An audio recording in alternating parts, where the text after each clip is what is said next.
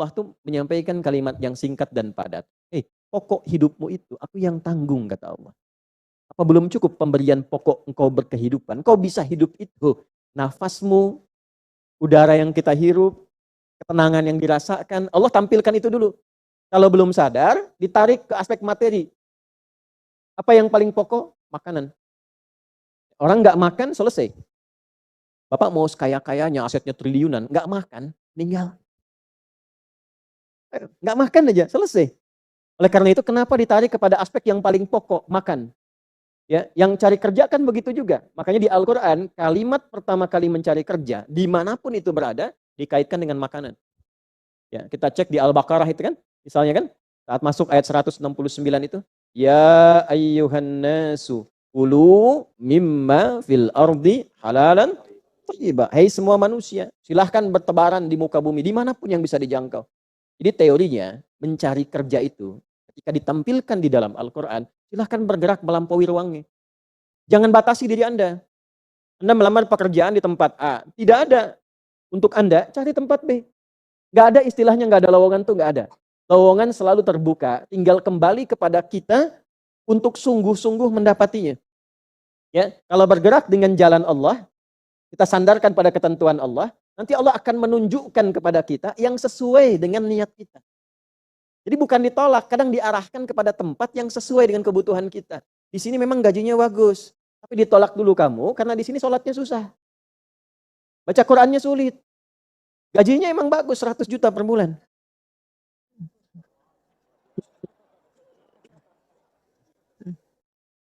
Tapi peluang selingkuhnya ada. Gitu. Ya, peluang maksiatnya banyak. Sholat bisa tertinggal. Diarahkan dulu ke tempat lain, terbuka untuk Anda, 1 juta. Sholatnya enak, baca Qurannya enak. Coba kalau dalam suasana itu pilih mana? Udah, jangan pikirkan ketiga, saya nggak ada. Nggak ada pilihan ketiga. Ini untuk ngetes iman aja. Ya. Ada satu pekerjaan, gaji 100 juta sebulan, nggak bisa sholat, peluang maksiat terbuka. Ada gaji 1 juta per bulan, sholat enak, baca Quran enak, kerja nyaman. Pilih mana? Yang 100 juta atau 1 juta? Ya, 1 juta, alhamdulillah. Ya. Ibu tuh gitu kalau ibu-ibu. Saya tanya satu kalimat, jawabannya satu buku tuh. Ya, kalau bisa ada yang 100 juta bisa sholat, Pak Ustaz. Jadi gini, ini rumusnya ya. Ini jarang diketahui nih, tapi insya Allah kalau paham ini, insya Allah senang, menikmati. Tapi jaga ya, ini rahasia di antara kita aja nih. Ini dalam fikih rizki itu, ada 3 hal yang pokok. 1, rizki itu akan diberikan. Rumusnya ya, akan diberikan saat ikhtiar kita keluar. Apapun jenisnya. Sudah jelas itu. Ya. Itu ada di Quran surah ke-51. Ya, di ayat 22. Wa fis samaa'i rizqukum wa ma tu'adun. Dan di langit telah ditetapkan kadar rizkimu. Dan dijanjikan oleh Allah pasti diberikan. Kapan itu diberikan? Ketika ikhtiar kita keluar. Jadi yang laki-laki, yang ikhwan ini, contoh ini, kita sudah siap saja untuk keluar, baru bawa map melangkah untuk menjemput rezeki Allah, ya, itu sudah ditetapkan keluar. Cuma sampainya kapan kita terima, nanti ada aturan lagi yang mengikat. Ya, sesuai dengan kadar niat nanti. Niatnya apa nih? Apakah mencari rezeki untuk kebutuhan dunia saja? Apakah mencari rezeki untuk mendapatkan ridha Allah? Ya kan? Niatnya bisa berbeda. Nah, berdasarkan niat itu, nanti Allah arahkan untuk mendapatkan yang terbaik. Tapi, berlaku hukum kedua. Ikhtiar Anda itu telah mengeluarkan rezeki dan tidak akan menguranginya. Ya, paham dulu sampai sini dulu ya. Pelan-pelan dulu. Handphonenya turun dulu supaya fokusnya nyimaknya maksimal ya. Supaya maksimal nyimaknya, tenang. Ini direkamnya bisa diulang nanti kalau supaya maksimal ngelihatnya. Jadi ini yang pertama dulu. Rezeki sudah ditetapkan, pasti diberikan. Cara Allah memberikan, kita bergerak, itu rezeki ditetapkan turun. Jelas? Nah, diterimanya oleh kita, Nanti kembali berdasarkan ikhtiar kita dan niat kita untuk mendapatinya. Innamal a'malu itu dalil hadisnya. Jelas ya? Sampai sini dulu. Yang kedua, rizki tidak akan tertukar dan berkurang. Karena kadarnya sudah pas. Ya, tepat, pas. Tidak ada yang berkurang. Dan tidak akan tertukar. Kalau Anda yang berikhtiar, tidak mungkin datangnya ke teman Anda. Mustahil. Kalau kita yang berikhtiar, tidak mungkin kepada saingan kita. Itu mustahil. Ya, kan ada persaingan dalam bisnis kadang-kadang kan. Kalau Anda yang ikhtiar, tidak mungkin ikhtiar Anda hasilnya diberikan kepada lawan bisnis Anda. Itu mustahil. Pasti jatuhnya ke Anda juga. Tidak akan ke yang lain. Kecuali dalam satu bab. Bab rumah tangga. Ya, usaha ayah kadang diberikan rizkinya mengalir kepada anak. Atau usaha anak akan mengalir kemudian dampaknya kepada orang tuanya. Itu sudah rumus. Ya, awas hati-hati. Jadi kalau Anda ingin mudah berkehidupan ke depan, didik anak dekat dengan Allah. Ketika anak itu jadi baik, keberkahan pada anak itu akan menular kepada kedua orang tuanya. Ya, Bapak Ibu pengen haji, nabung banyak belum berangkat-berangkat, sudah antrian panjang. Kan? Tapi tiba-tiba ada orang yang tetangga anaknya penghafal Quran 30 juz, dapat hadiah haji, orang tuanya ikut, bapaknya ikut, ibunya ikut, gurunya ikut. Ya, jadi nanti ada 2 ayat di dalam Al-Quran yang menjamin usaha orang tua mengalir ke anak, usaha anak mengalir kepada kedua orang tua. Babnya keluarkan kalau ingin mudah. Nah yang ketiga, nanti saya urutkan di papan tulis supaya memudahkan itu. Yang ketiga, ini yang paling penting untuk disadari, urut dulu ya. 1, rizki telah ditetapkan untuk diberikan. Sepanjang kita mau berikhtiar untuk menjemputnya. 2, rizki tidak akan berkurang dan tidak akan tertukar. Baik ya? Jelas sampai sini? Nah, ketiga, ini yang paling penting. Fokus ini dengan baik. Rizki akan ditentukan keberkahannya berdasarkan nilai keimanan seorang hamba. Catat ya, rizki akan ditentukan kadar keberkahannya. Saya bicara berkah dulu tuh. Berdasarkan kadar keimanan seorang hamba. Yang ketiga ini kaidah khusus yang membedakan antara beriman dengan belum beriman. Sebab kita bisa bertanya kepada Allah, ya Allah, saya sudah beriman. Ada hambamu belum beriman. Apa yang membedakan iman saya dengan hambamu yang belum beriman terkait dengan persoalan rizki? Maka turun nanti ada ayat tentang rizki yang dikaitkan dengan iman. Sekarang kita praktekkan pelan-pelan. Ada rizki. Ada yang namanya rizki? Ada ya? Nah ini ya. Ini bab tentang Anda nih. 1, pasti diberikan sesuai kadar ikhtiar. Loh. Ya? 2, sifatnya tidak tertukar.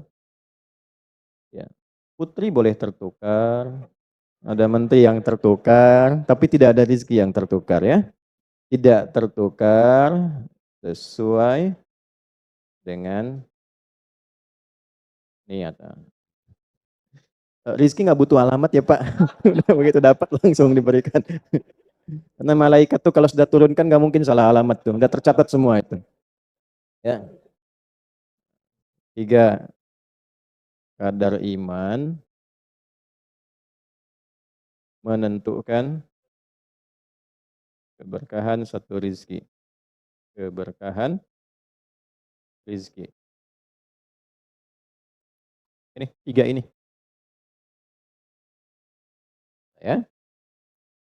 Ya, pelan-pelan. Ya, cara memahaminya bagaimana? Kalau ada yang bergerak, itu pasti rezeki diperintahkan ya untuk diturunkan. Tapi sekali lagi tadi, apakah itu akan langsung diterima atau nanti diakumulasikan, dikumpulkan? Yang dengan pengumpulan itu di titik tertentu Allah berikan. Jadi kalau Anda misalnya belum dapat hari ini, belum dapat hari besok, sepekan nyari nggak dapat-dapat. Tiba-tiba bulan yang ketiga dapat. Dan gajinya begitu besar tawarannya. Bahkan belum mulai udah dikasih ya pesangon misalnya untuk uang muka banyak sekali. Nah, cara memahaminya bagaimana? Bukan berarti ketika Anda dapat di situ besar. Itu akumulasi kumpulan yang telah dikumpulkan dari ikhtiar Anda sejak awal. Paham nggak sampai sini? Paham ya? Nah, kenapa ada hukum demikian? Masuk ke sini dulu nih. Ya, saya mau tanya sebentar. Bapak Ibu, yang para ayah dulu ya, laki-laki lah terutama. Kalau mencari rizki dalam konteks bekerja ya, untuk materi. Karena rizki itu nanti ada ketenangan, anak-anak, keturunan itu rizki juga. Dalam konteks mencari materi, untuk makan, untuk minum, dan sebagainya, saya tanya, untuk memenuhi kebutuhan hidup atau untuk mencari ridho Allah? Udah jujur aja, nggak usah. Pasang sini dulu. Udah, wajahnya nampak kok ini. Saya tanya, untuk kebutuhan hidup atau mencari ridho Allah? Ini nomor satu. Nggak mau kalah dua-duanya. Ridho Allah. Ini sekedar dunia. Pelan-pelan ya. Ketika Anda mencari rizki hanya untuk dunia, maka yang berlaku hukum dunia. Ya. Semakin Anda bekerja keras, semakin Anda dapat.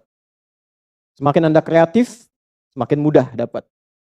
Ya, semakin pintar, semakin mudah dapatnya. Di sini tidak berlaku masalah iman.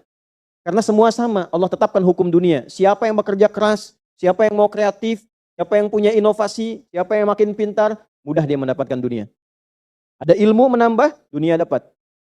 Man arada dunya, kata Imam Syafi'i, fa'alaihi bil ilmi. Siapa yang ingin menguasai dunia, dengan ilmu bisa dapat. Ini. Ada ilmu kreativitas, ada serius, sungguh-sungguh. Kerja yang serius, sungguh-sungguh. Kan? Di Tiongkok itu, kalau datang ke satu tempat, ketukin tiap pintu, nawarin barang. Ya, barang ditawarin, 1, 2, 3, 4, saking seriusnya. Orang mengerjakan apa, dia cari yang lain. Pernah dulu ada orang, bukan muslim, ke Saudi, mampir ke Jeddah, hanya untuk lihat jemaah haji itu beli apa. Setelah itu dia pulang ke Tiongkok, ke Cina, ya, musim berikutnya itu made in China. Semua buatan Cina tuh, yang tasbih Cina, yang sajadah Cina, dan harganya jauh di atas harga-harga standar. Itu tuh. Jadi kalau misalnya orang serius, sungguh-sungguh kreatif, inovasinya ada, bisa buat sesuatu yang orang lain nggak buat, dia bisa sukses hukum dunia. Gitu. Tapi semua apa yang didapatkan pun untuk memenuhi kebutuhan dunia saja. Nafsu ada di situ, persaingan ada di situ, ya, popularitas ada di situ. Makanya orang-orang yang kerjanya orientasi dunia, itu pada umumnya, maaf ya, pada umumnya, apa yang didapatkan hanya untuk memenuhi kebutuhan nafsunya saja. Selesai sampai sini. Nafsu itu kan nggak berhenti. Makanya perlombaannya berapa banyak. Ayo, siapa yang duluan dapat 10 triliun? Siapa yang duluan dapat 20 triliun? Ini dunia. Dan nggak akan berhenti. Begitu dapat, pengen nambah lagi. Dapat, pengen nambah lagi. Walaupun yang dipakai mungkin tidak sampai ke situ. Sekarang saya tanya Anda ya, mengumpulkan sesuatu yang tidak Anda gunakan, bermanfaat tidak? Ya. Ibu misalnya mengumpulkan kayu bakar banyak sampai seruangan masjid ini, Bu. Ya. Tapi yang ibu pakai sehari cuma satu. Ya, dikumpulin 1, 2, penuh, tapi yang dipakai 1. Tapi nggak pernah puas melihat pengen lagi sampai 10 masjid kayu dikumpulkan. Yang dipakai cuma 1.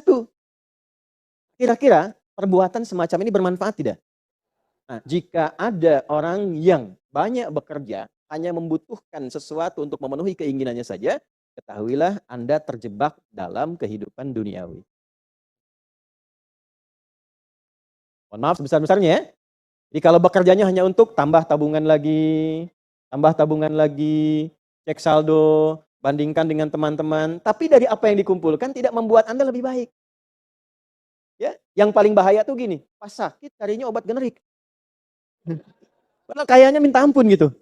Ya, yang itu menunjukkan bahwa ada sifat dunia yang menguasai. Pada diri pribadi pun bersifat masih kikir.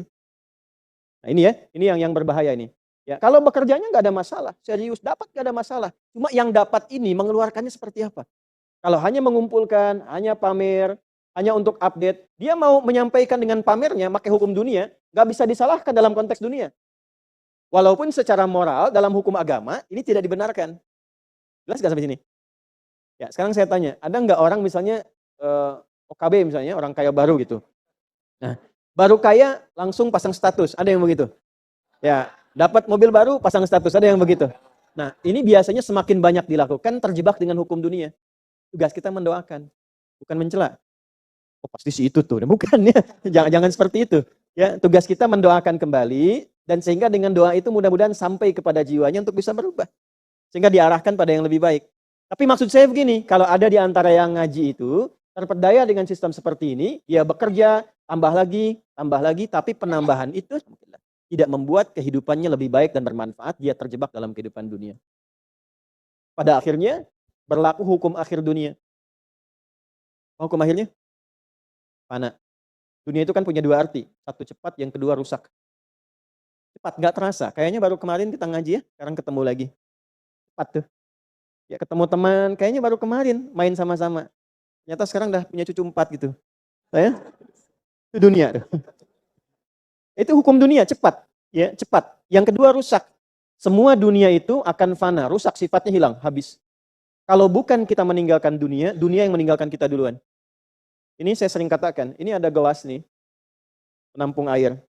Airnya habis, didiamkan saja, jangan diapa-apakan. Ini kotor, rusak sendiri. Anda punya handphone elektronik, simpan aja, nanti rusak sendiri. Sifat semua dunia itu rusak. Ya, di sepanjang kita berada di dunia, tubuh pun nggak abadi. Yang ganteng-ganteng akan hilang dengan sendirinya gantengnya. Makanya ibu kalau cari suami ganteng nanti rugi tuh. Ya, baik sama, istri juga demikian, yang perempuan demikian. Semua selama di dunia hukum berlaku. Nah, harta juga begitu. Saat dikumpulkan banyak yang dihitung ini, kalau tidak sadar dengan, ini poinnya.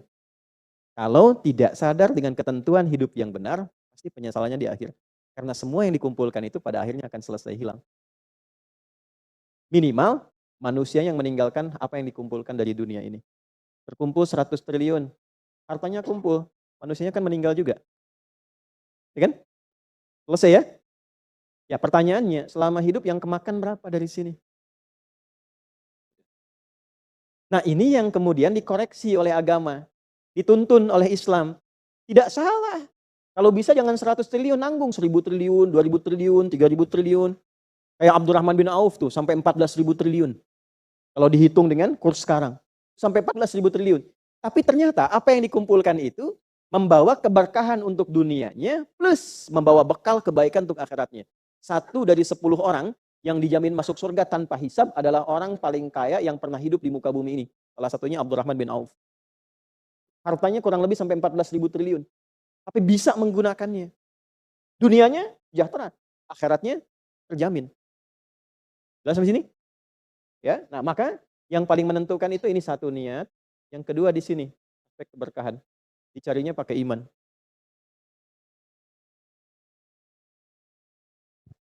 Maka niatkan yang pertama, upayakan setiap pencarian itu gunakan fungsi imannya untuk mencari ridha Allah.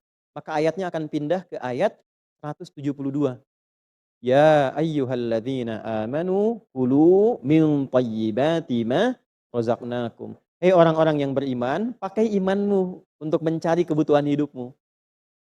Nanti aku siapkan kata Allah yang sesuai dengan kadar imanmu.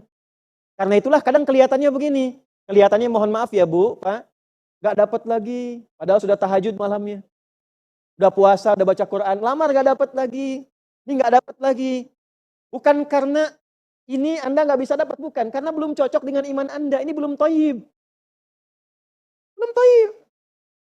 Belum ada baiknya. Mungkin ada bagian dari usaha itu yang kurang cocok untuk iman. Tapi ikhtiar Anda mencari, itu oleh Allah ditetapkan. Setiap dia berangkat, tuliskan.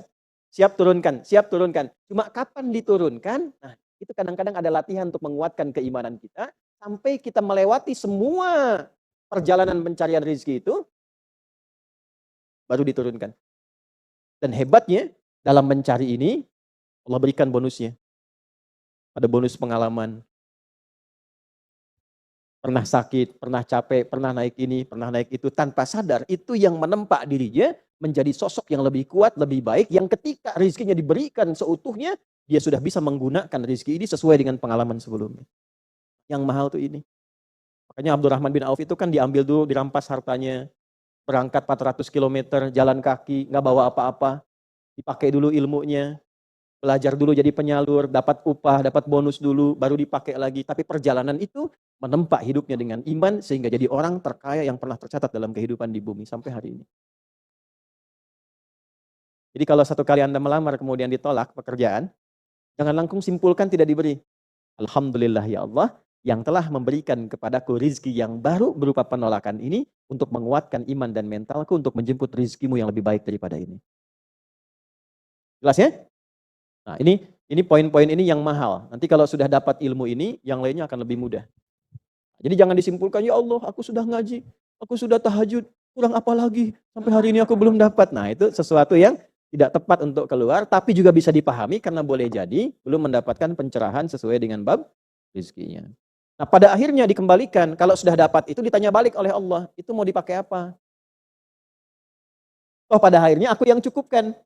Ya, falyanzuril insanu ila ta'ami. Yang pertama kebutuhan makan kita pastikan dengan baik. Allah yang kasih masa digunakannya untuk mencari yang tidak baik. Jelas?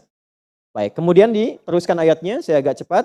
Anna sababnal ma'a sabba, thumma syaqaqnal arda fa'ambatna fiha habba. 1 wa 'inabau, 2 wa zaituna wa hadaiqa wa fakihatan, 5 mata'an lakum wa li'an'amikum. Stop sampai sini dulu.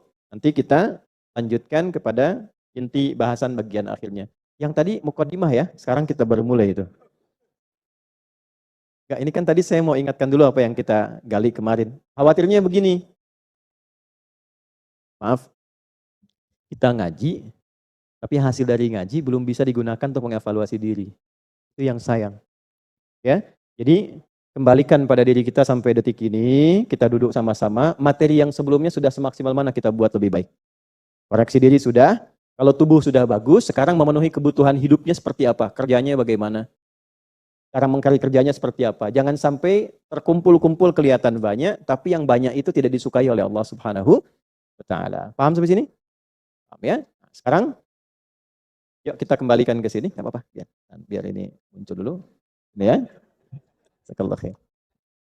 1. Ya Allah uraikan nikmat kepada kita dari mulai kebutuhan pokok, bahasa kerennya kebutuhan primer, sampai yang tambahan, sekunder. Nambah lagi tersier dan seterusnya ya. Nah, ini ibu-ibu yang mungkin belum pernah dengar istilah-istilah ini, nah kadang-kadang ini yang suka dimunculkan dalam kehidupan kita. Jadi saya bawa istilah-istilah yang memudahkan dipahami saja ya. 1. Ya pelan-pelan. Falyanzuril insanu ila ta'amih. Maka cepatlah manusia sadar dengan kekuasaan Allah dari mana dia bisa makan, mendapatkan kebutuhan pokoknya. Apakah karena usahanya yang hebat? Apakah karena uang yang sudah terkumpul? Apakah karena kedudukannya dia bisa terus makan enak? Ya.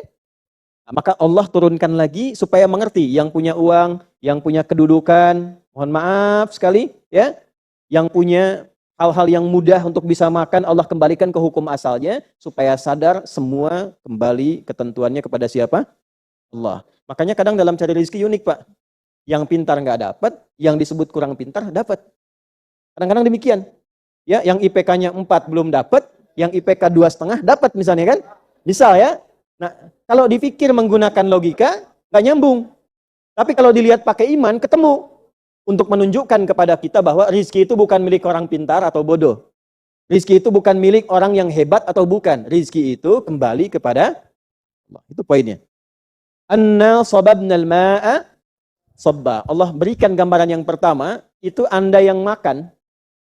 Kalau sistemnya yang saya atur rapi itu, saya kunci sedikit aja, sulit Anda makan. 1. Air yang mengalir, yang tercurah dari langit, yang mengalir kemudian di daratan, yang dengan air itu masakan bisa dimakan, berbagai macam bisa dinikmati. Kata Allah, itu adalah kuasaku. Siapa yang mengatur air? Kan PDAM. PDAM itu mengolah air ketika airnya sudah ada. Yang menghadirkan airnya siapa? Nah kata Allah, kalau saya kunci itu air sedikit saja, bagaimana kau merasakan kebutuhan hidupmu? Itu dulu 1 ya, untuk menyadarkan kembali. Makanya menggunakan na di situ, bukan tu. Allah bisa mengatakan misalnya, ana tidak pakai tasdid, sobabtul ma'a sobba. Tapi ketika menggunakan na, di sini ada ta'zimun nafsi dalam ilmu nahwu. Ya. Nah, singkatan dari nahnu. Ta'zimun nafsi li ta'zimi sya'ni.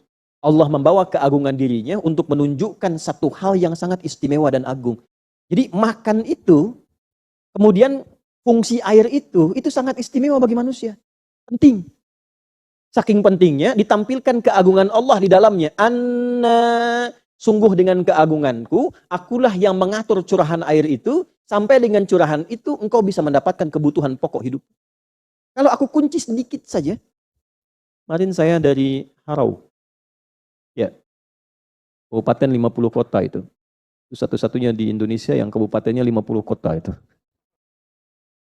Sampai di lokasi, kemudian disampaikan oleh wali nagarinya bahwa ini Ustaz kering. Anda bayangkan ya.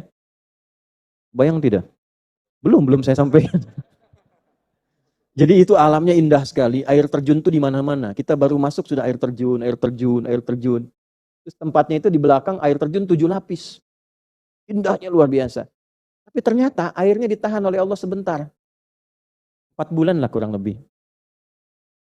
Pak Ibu, mohon maaf ya, kering. Sungai kering, ini kering, semua kering. Tanaman juga mulai layu sedikit-sedikit. Baru kemudian merasa, Ustaz belum pernah terjadi selama ini. Mohon doakan, mohon kita berdoa. Supaya mudah-mudahan ini airnya muncul lagi, tanaman hidup lagi dan sebagainya. Anda bayangkan, satu bagian Allah kunci sedikit aja. Kadang-kadang penguncian itu untuk mengingatkan kembali, ingat tidak dengan Allah. Bawa ke praktek hidup. Maaf, Anda dagang nih. Modal 5 juta, dapat hasil 10 juta. Untung berapa?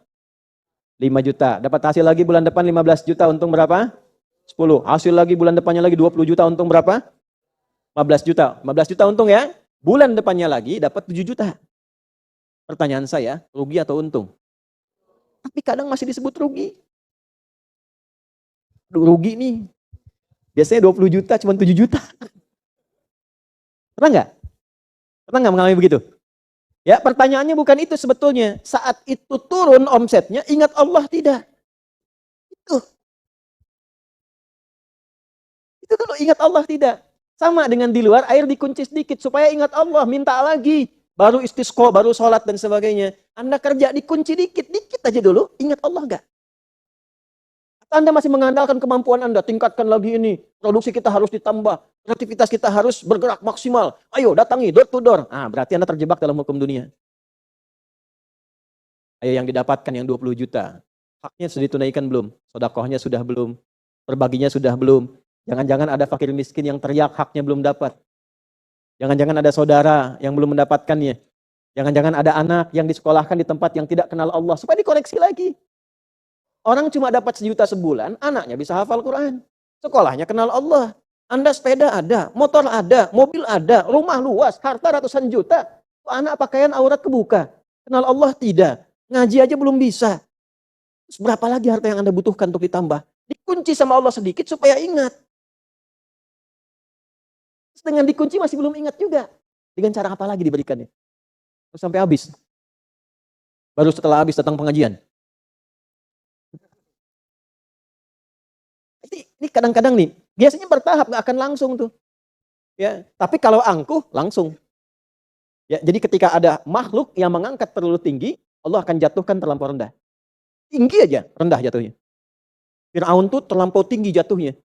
Ya, maaf, sombongnya terlampau tinggi, ngaku Tuhan, ana rabbukumul a'la. Dijatuhkan oleh Allah karena di bumi tempatnya kurang rendah, ke laut langsung. Tenggelam. Sehingga orang mengatakan Tuhan tenggelam katanya. Tuhan kok tenggelam? Ya kan? Ini hukum nih. Ya, Anda punya kedudukan, punya jabatan, komentar misalnya, apa saja. Ya, komentar yang menunjukkan Anda tinggi, orang lain rendah. Itu nggak akan tunggu lama. Seketika selesai. Habis. Bisa kehormatan, bisa hartanya habis, bisa macam-macam dan sebagainya. Jelas di sini? Ini bagian pertama ya. Jadi, anna sababnal ma'a sabba. Ini contoh. Dengan keagunganku, aku yang mengatur curahan air itu untuk mengalir dengan melimpah. Kalau aku kunci, selesai.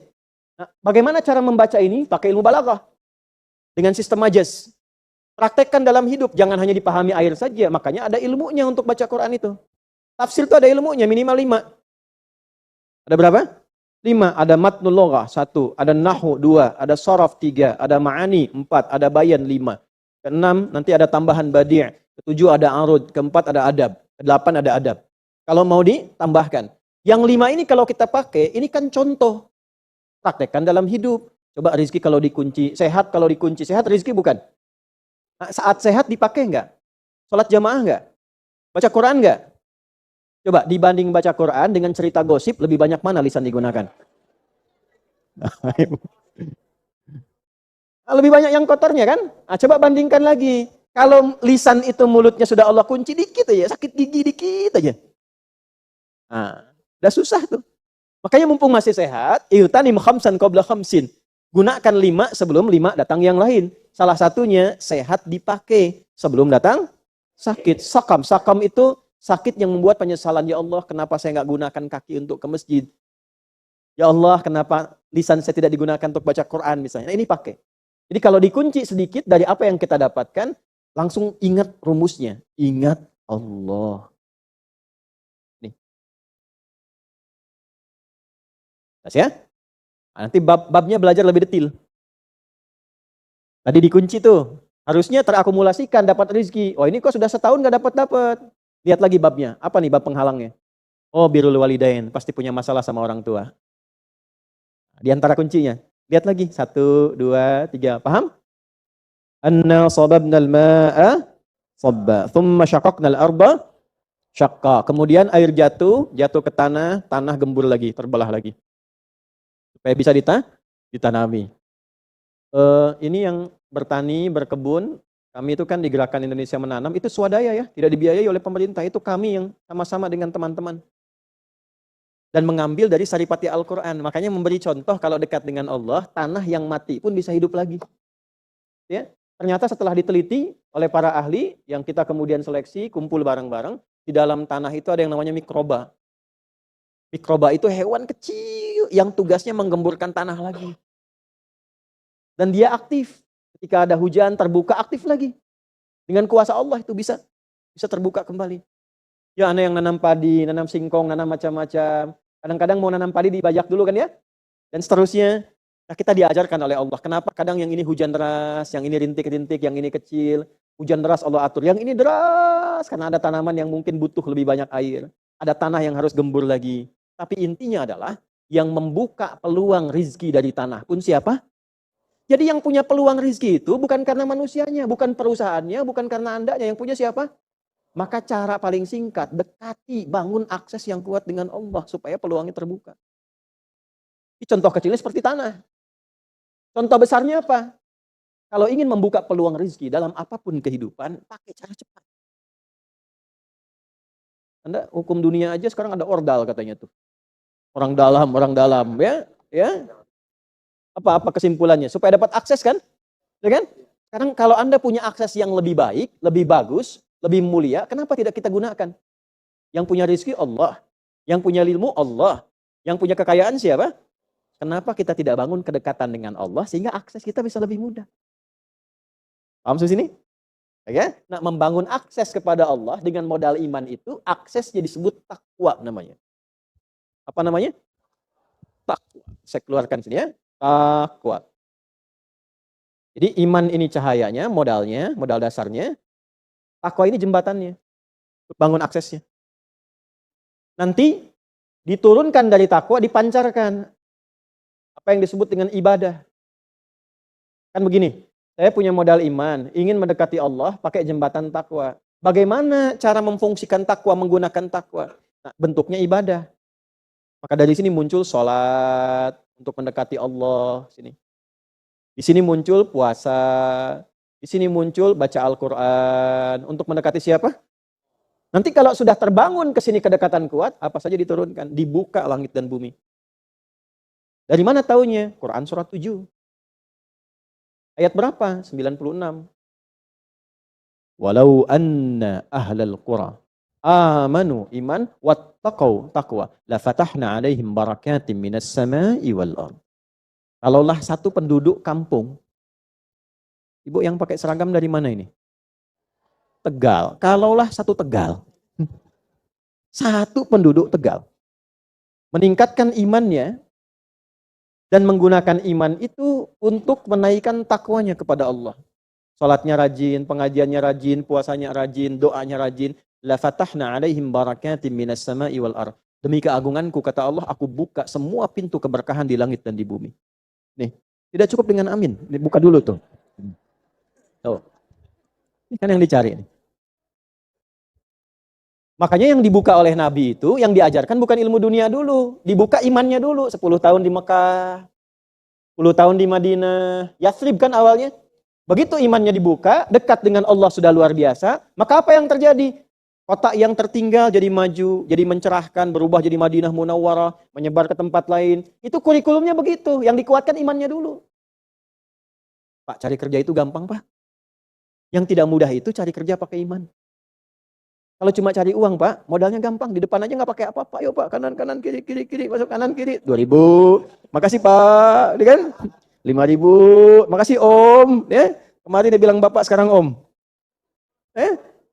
Kalau cuma untuk dapat uang, mudah. Tapi cari pakai iman, itu mesti latihan. Makanya kalau dilatih sehari belum dapat, setelah kita menguatkan iman, alhamdulillah. Hari kedua lagi, hari ketiga lagi, sampai kita merasa iman kita kuat, dan merasakan kedekatan dengan Allah sehingga mengatakan saya punya Allah nih. Hari ini saya nggak dapat, alhamdulillah nggak apa-apa. Yang penting Allah masih membersamai saya. Kalau sudah rasa itu ada, Pak, min haitsu la yahtasib, nggak nyari, datang sendiri. Ibu nggak percaya silakan. Di semua bab kehidupan, semua bab kehidupan. Jadi aktivitas kita itu sampai ke tingkat tertingginya sampai kita merasakan punya Allah itu dulu.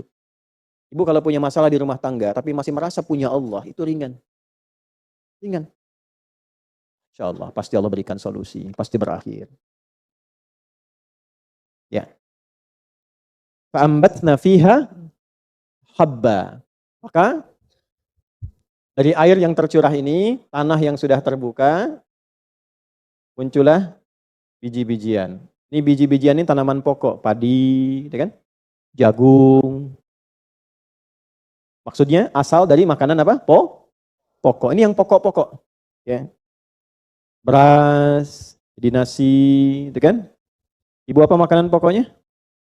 Beras, sama kayak ayam beras. Ya. Nasi, cuma asalnya dari beras. Beras itu masuknya habba.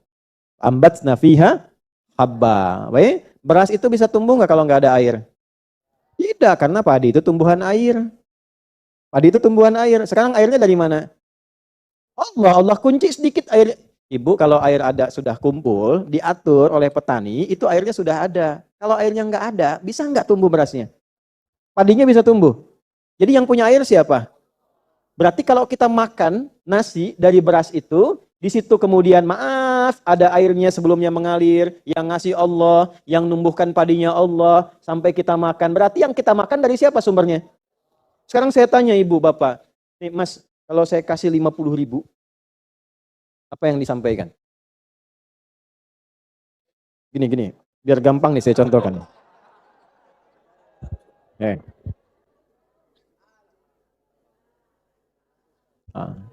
Sebentar. Makasih Ustadz. Itu kan? Paling kita jawab sama-sama kan? Tapi karena ini contoh, saya ambil lagi. Yang contoh.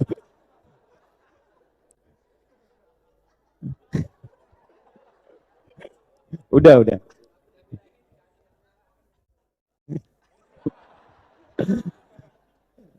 Gini, dengan manusia saja yang sekali berbuat baik, kita bisa berterima kasih.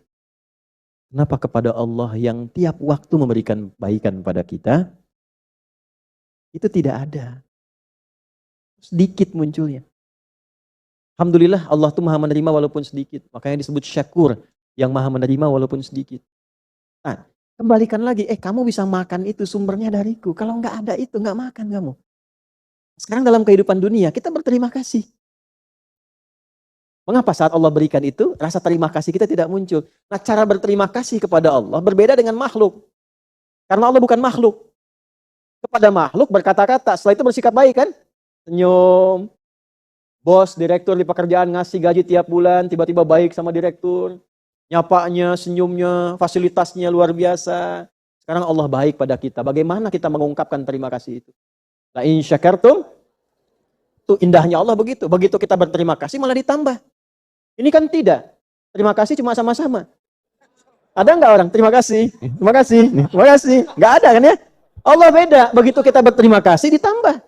Semakin berterima kasih ditambah. Gitu. Kadang baru ngasih udah pengen diambil lagi. Manusia kan? Manusia. Nah, cara berterima kasihnya bagaimana? Kembali ke rumus ini lagi. Ini. Pakai imannya, meningkatkan takwa, ibadahnya tambah lagi. Jadi kalau orang soleh dulu dapat tambahan, orang dapat tambah ilmu, ngajinya lebih rajin. Imam Syafi'i itu waktu ilmunya bertambah, sehari hatam Quran. Sehari itu. Tambah lagi, hatam lagi, tambah lagi, hatam lagi. Ramadan 2 kali dalam sehari. Siang sekali, malam sekali. Orang sekarang baru dapat ngaji Quran dulu, setelah itu Qurannya hilang. Hah? Nah ini yang kita kembalikan rumusnya. Nanti semakin meningkat takwanya, level rizkinya pindah. Dari yang biasa nyari, datang sendiri. Wa may yattaqillaha yaj'al lahu wa yarzuqhu min haitsu. Itu ayatnya jangan cuma dihafal. Anda tidak akan merasa nikmat untuk mendapatkan pembuktian ayat itu kalau hanya dengan menghafal. Amalkan ayat itu baru terasa kenikmatannya. Setelah itu rasakan bedanya, bedakan rasanya, pasti akan terasa bedanya itu. Pasang status tuh. Ini pakai dulu ini. Kerjanya pakai takwa, belajarnya pakai takwa. Belajar pakai takwa tuh jangan nyontek. Pakai, Allah sudah kasih ilmu pada diri kita itu. Kembangkan ilmunya. Yang mahasiswa-mahasiswa nih. Allah ciptakan kita dengan pintar. Potensi di sini ada. Pakai itu. Kalau itu keluar, takwanya muncul, itu jadi orang hebat di kemudian hari. Ya, gak cukup dengan amin tuh. Butuh ini tuh. Ini ke kelas saja sudah titip absen kan? Nah, gimana mau pintar? Nanti ke kantor juga begitu. Begitu kerja dipakai lagi rumusnya. Ini gak akan bisa kita mendapatkan apa yang kita harapkan itu. Balik ke sini. Jelas di sini? Jadi ini kembalikan. Dari sekian yang kita kemudian dapatkan, berapa yang meningkatkan takwanya? Sehingga perbandingannya begini. Takwa sama dengan rizki. Semakin meningkat takwanya, meningkat rizkinya. Gitu ya? Semakin turun takwanya, menurun kualitas, bukan kuantitas. Bukan jumlahnya, tapi keberkahannya. Karena takwa berbicara tentang keberkahan. Walau anna ahlal qura amanu wattaqau lafatahna alaihim barakat. Apa cirinya berkah itu? Bertambah nilai kebaikan dan manfaatnya. Baik plus manfaat. Uang banyak, tapi banyaknya uang tidak membuat baik. Nah itu berarti ada yang hilang keberkahannya.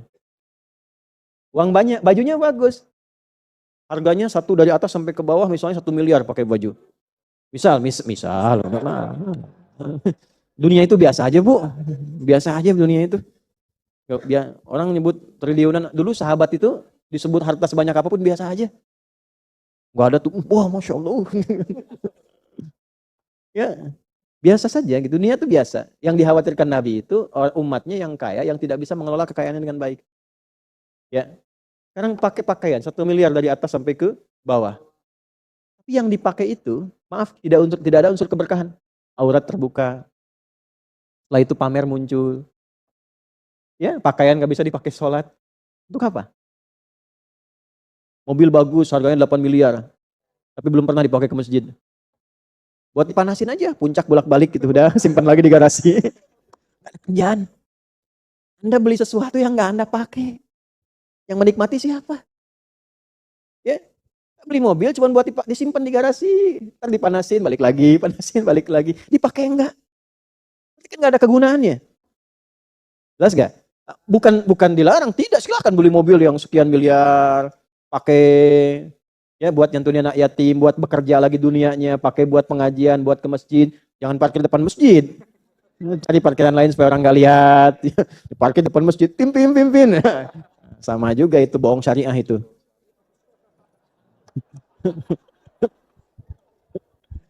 Menggunakan syariat untuk bohong. Itu maksudnya, jangan dipotong nih.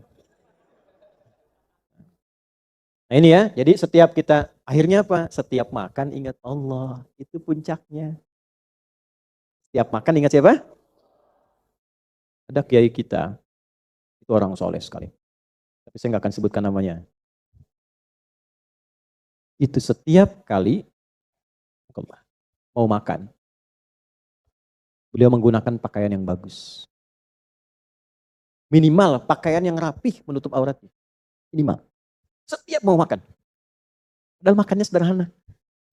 Walaupun nggak mewah, makan. Muridnya tanya, guru, saya amati kenapa setiap mau makan penampilan Anda itu begitu rapi, baik, bagus. Apa jawab beliau? Saya malu kalau menggunakan pakaian yang kurang bagus untuk mendapatkan rizki dari Allah. Karena ketika saya makan ini seakan saya mendapatkan hadiah dari Allah. Jadi malu disaksikan Allah menerima hadiah menggunakan pakaian yang tak layak. Makanannya biasa, tapi beliau menggunakan pakaian yang baik. Jadi menerima makanan itu saat mau makan, merasakan ini Allah sedang ngasih nih, sedang diperhatikan Allah. Saya malu dilihat Allah, mendapat hadiah dari Allah, dilihat Allah menggunakan pakaian yang tidak Allah sukai. Ya. Bukan dilarang pakai kaos, nggak apa-apa. Ya, cuma sampai sedalam itu gitu rasanya itu. Nah, punya nggak rasa sampai ke situ tuh? Coba berlatih tuh. Jadi ketika menerima sesuatu itu yang terasa itu kenikmatan punya Allah. Kalau sudah sampai situ itu terima kasih semua tuh. Nggak ada mengeluhkan masalah nikmat tuh nggak ada. Alhamdulillah ya Allah, terima kasih. Dan makanan sedikit, alhamdulillah ya Allah, terima kasih. Saya masih punya Allah. Yang mahal tuh itu. Ini udah dapat banyak, belum ingat. Menu udah banyak, Masya Allah. Masih belum ingat, butuh berapa lagi? Makanya Nabi kan ngajarkannya sederhana.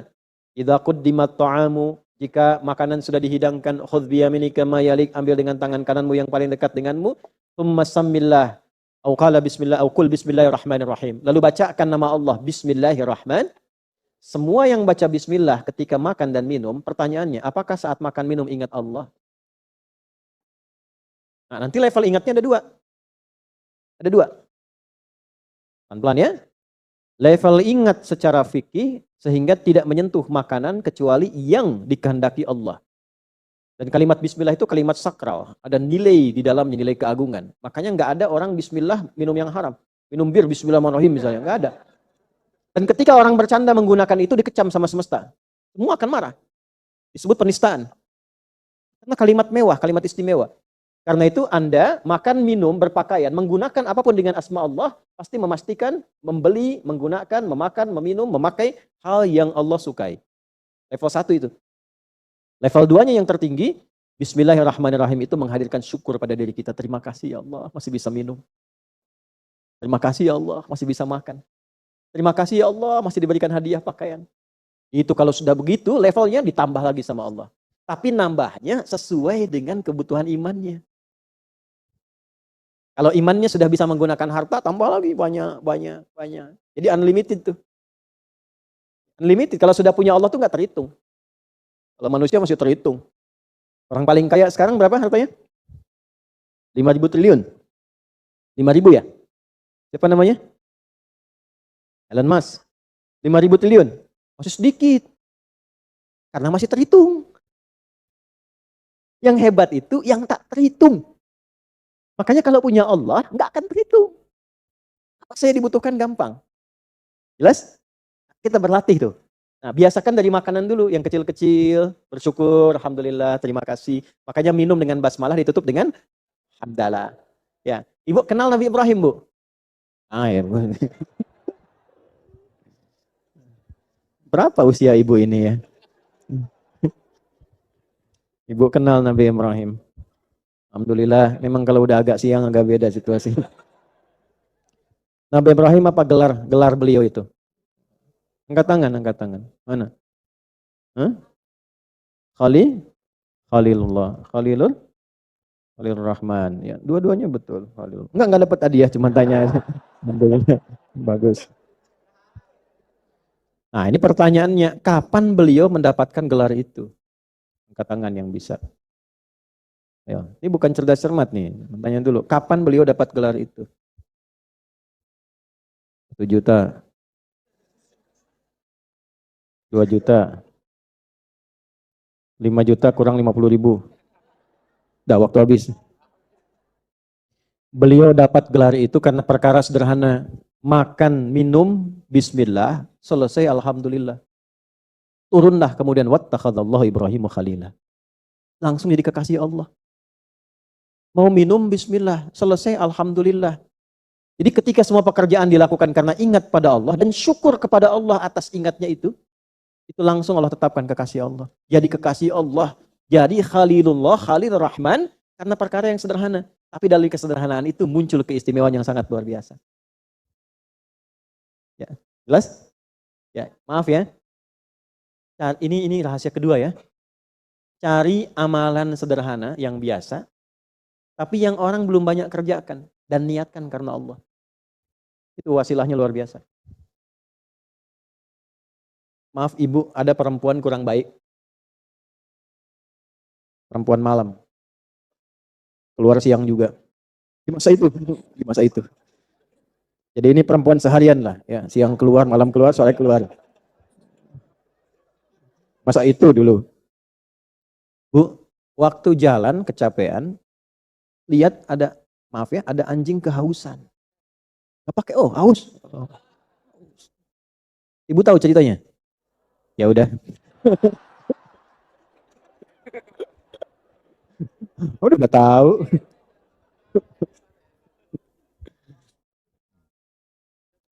Lalu beliau putuskan untuk memberi minum kan? Ada riwayat menggunakan bagian alas kakinya, ada riwayat menggunakan satu benda di situ, kemudian ke satu sumur, kan perjuangan tuh ngambil air. Lalu diberikan air itu kepada hewan tadi, dan dengan pemberian air itu, dia niatkan setulus-tulusnya itu untuk memberi itu, maka anjing itu mendapatkan satu kenikmatan baru, kehidupan yang baru dengan izin Allah, dan kemudian singkatnya dia hilang rasa hausnya dan beraktivitas lagi. Apa yang terjadi? Ternyata amalan kecil itu yang tidak banyak dilakukan orang, itu yang menghantarkan dia mendapatkan rahmat Allah. Ada satu keterangan menyebutkan dengan amalan itu, Allah berkehendak menghapuskan kekurangan dia, dosa-dosa dia, bertobat dengan itu. Ada yang merinci, dia melihat anjing ini yang dihinakan manusia saja, yang terhina, yang disebut najis, yang segala rupa, ternyata ketika mendapatkan air dia bisa hidup lagi dengan kehidupan yang baru. Kenapa saya yang bukan hewan, walaupun berbuat yang kotor, yang salah di masa lalu, tidak berusaha mendapatkan kebaikan baru. Jadi dari air yang dia berikan, dia mendapatkan hidayah dari situ, berubah kemudian jadi orang baik, yang dengan kebaikan itulah rahmat Allah diturunkan kepadanya.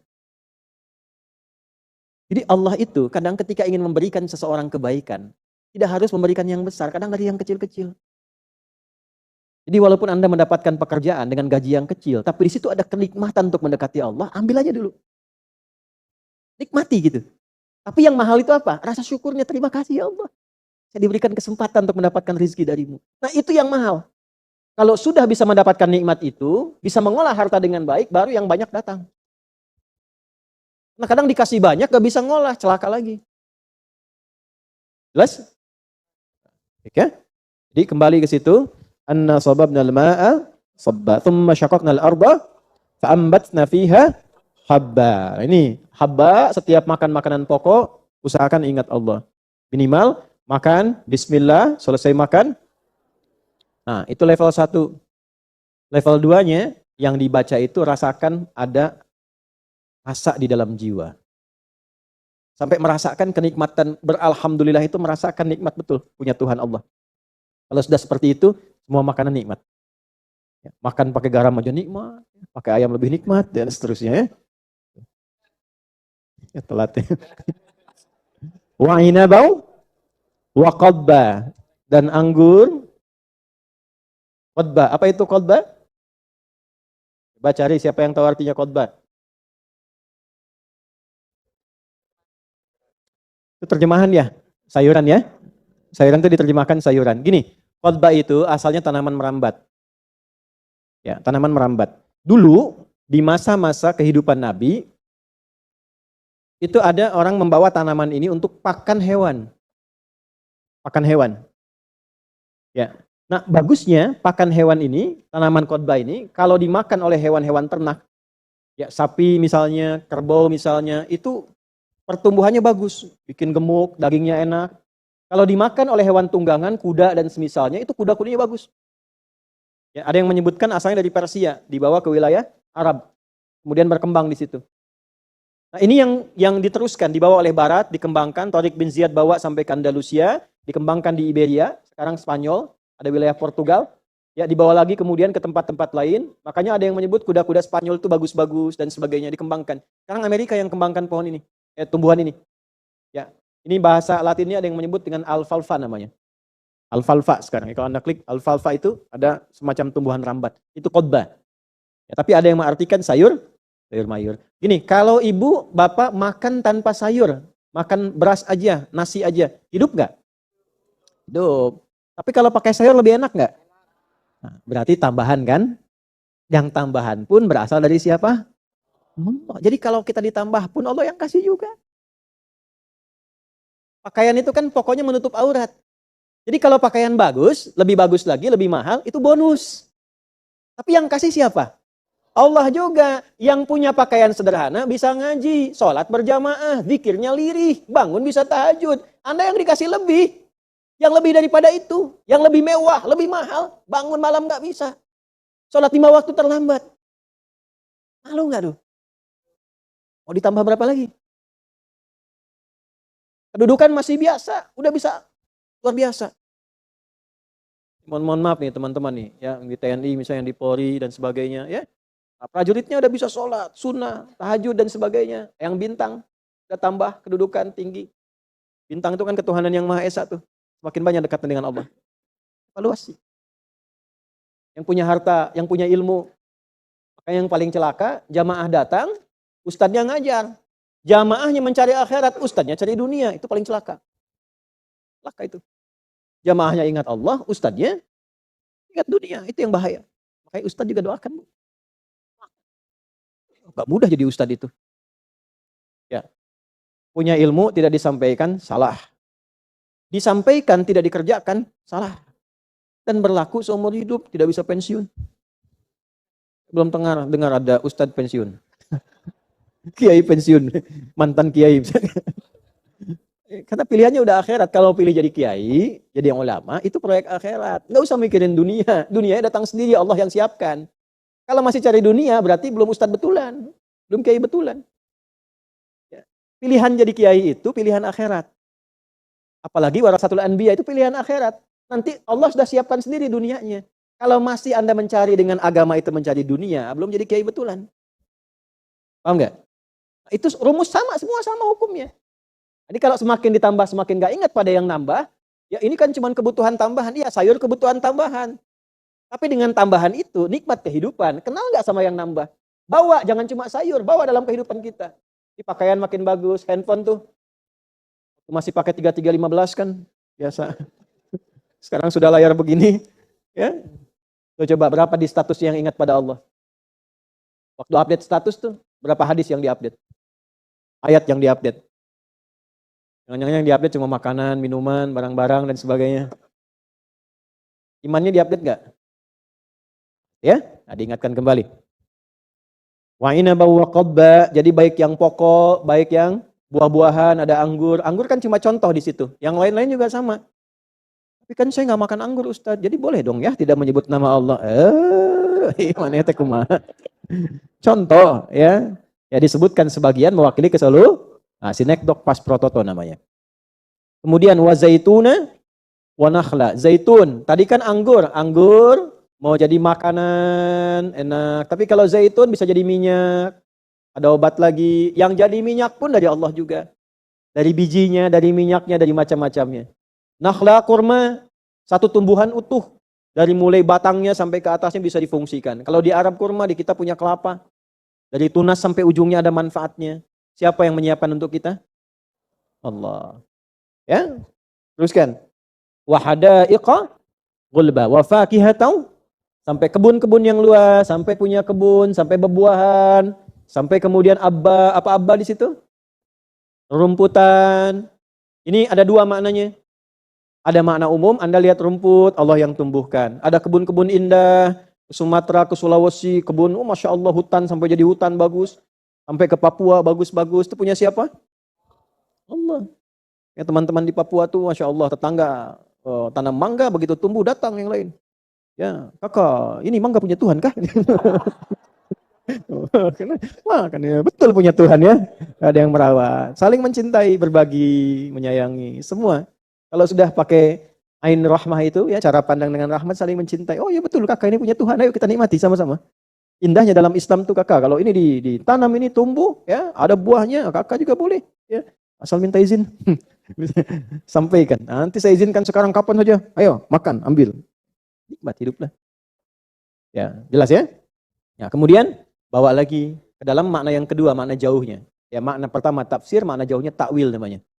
Ya ada tafsir, ada takwil. Yukhrijul hayya minal mayyit. Allah menghidupkan kehidupan dari yang mati. Apa contoh tafsirnya?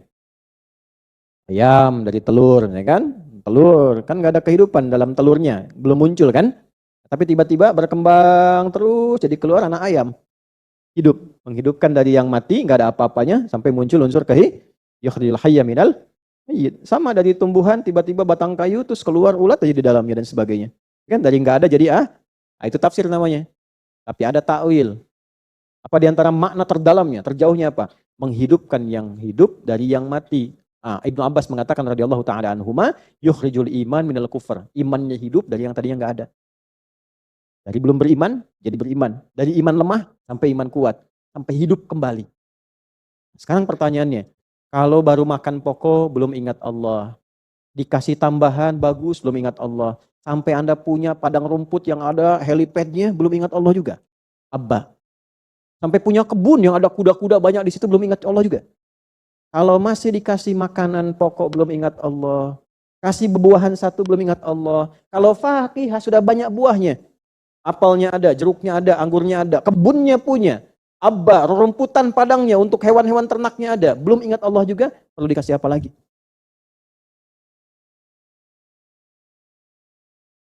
Mata'an lakum wali. Padahal Allah sudah hadirkan mataan supaya kamu nikmat hidupnya, lakum buat kalian, wali an'amikum, dan hewan-hewan ternakmu. Masya Allah ada yang piala hewan banyak, sapi dijualnya pas Idul Adha lagi. Tapi nggak ingat Allah.